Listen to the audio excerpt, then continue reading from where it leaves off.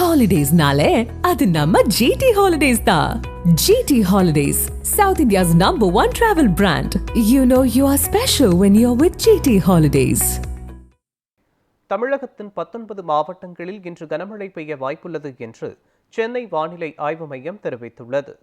தமிழகத்தில் வடகிழக்கு பருவமழை தொடங்கியுள்ள நிலையில் இன்று விருதுநகர், தூத்துக்குடி, திருநெல்வேலி, கன்னியாகுமரி மற்றும் தென்காசி மாவட்டங்களில் கன முதல் மிக கனமழை பெய்ய வாய்ப்பிருப்பதாக தெரிவிக்கப்பட்டுள்ளது. மதுரை, சிவகங்கை, ராமநாதபுரம், தேனி, திண்டுக்கல், திருப்பூர், ஈரோடு, நீலகிரி, கோவை, புதுக்கோட்டை மற்றும் டெல்டா மாவட்டங்களான தஞ்சாவூர், திருவாரூர், நாகப்பட்டினம், மயிலாடுதுறை ஆகிய மாவட்டங்களில் கனமழை பெய்ய வாய்ப்புள்ளது என சென்னை வானிலை ஆய்வு மையம் கூறியுள்ளது.